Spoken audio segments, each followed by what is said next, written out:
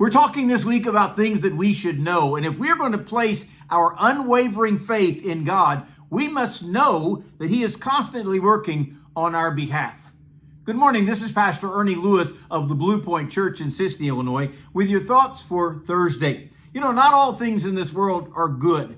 Even things that are good may not be good by themselves. You know, eating a cup of butter or maybe a cup of sugar by itself, that would be disgusting. But these ingredients are delicious when they're mixed into a cake. So one of the things we should know beyond the shadow of a doubt is that God is working all things together for our good. That's what Paul tells us in Romans chapter 8 and verse 28. For we know that all things work together for good to those who love God, for those who are the called according to His purpose.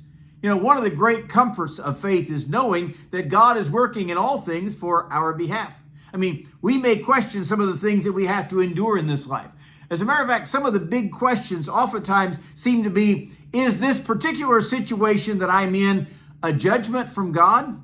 Or is this some sort of terrible plight that Satan has caused in my life to cause me to doubt my faith in God? You know, we often agonize over such questions about the whys of circumstances in our life. But rather than worrying about all those things or even the big things that we face here, we should have the confidence to know that God is working all things together for our good. Now, does that mean that we will enjoy all those things? You know, certainly not. You know, the fact is, God blends the bitter parts of our lives together for our eternal good. That does not mean for our enjoyment. It doesn't mean for our worldly pleasures.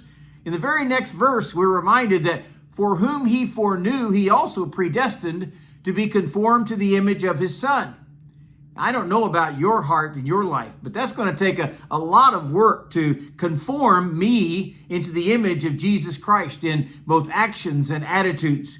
One of the things, by the way, this knowledge should produce in us is that we know that we can bring Him our disappointments, our injustices, even our regrets, and He will weave them into a beautiful tapestry that will be our life.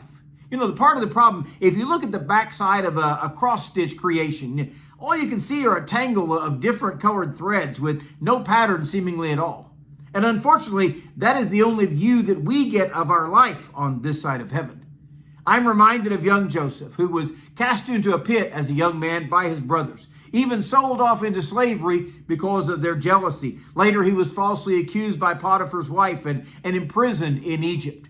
Yet, he told his brothers in Genesis 50 and verse 20, as for me, you meant evil against me. As for you, you meant evil against me. But God meant it for good, in order to bring it about as it is this day, to save many people alive. Man, what a divine concept that Joseph has brought us here. He has taught us that we know God works all things together for our good. Now, not everyone can realize that, for he says His promise is for those who love the Lord and for those who are the called according to His purpose.